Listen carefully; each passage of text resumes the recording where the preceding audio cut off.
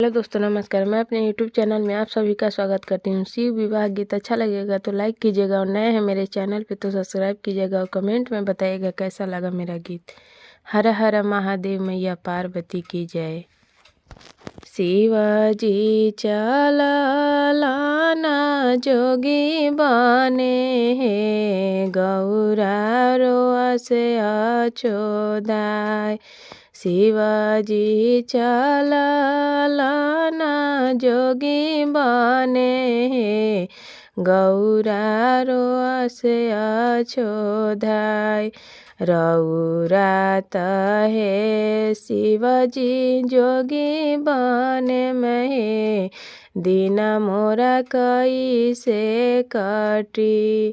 रौरात है शिवजी जोगी बने में, दीना मोरा कई से कटी। रौरे खातिर ये शिवजी तपा कैनी है, तेजनी नैहर परिवार।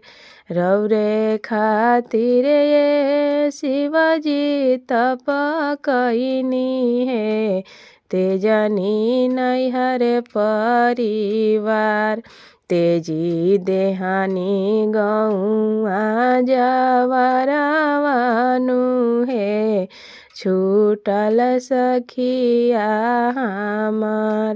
तेजी देहानी गौआ जवरवानु है, छूटल सखिया हमार। तोहरा संगे गौरा मैया बाबू है, संगे कुल परिवार।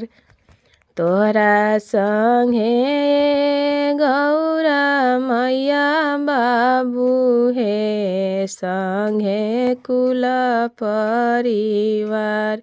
हमरा संगे गौरा केहू नाही है, हम बसिले कैलाश। हमरा संगे गौरा केहू नाही है, हम बसिले कैलाश। बनाला के शिवजी मैया बाबू है, बिगड़ल केहू ना हमार। बनाला के शिवजी मैया बाबू है, बिगड़ल केहू ना हमार। हमहूँ तये शिवजी संगे चलब हे, हमहूँ रहब कैलाश। हमहूँ तये शिवजी संगे चलब हे, हमहूँ रहब कैलाश। रूपवा से गौरा सामर होइबू है, पानी बिना जैबू कुम्हिलाय।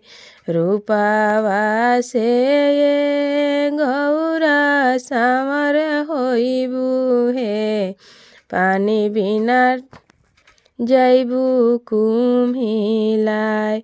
कुश के चटैया गौरा नहीं सुतबू है, रोई करबू बिहान।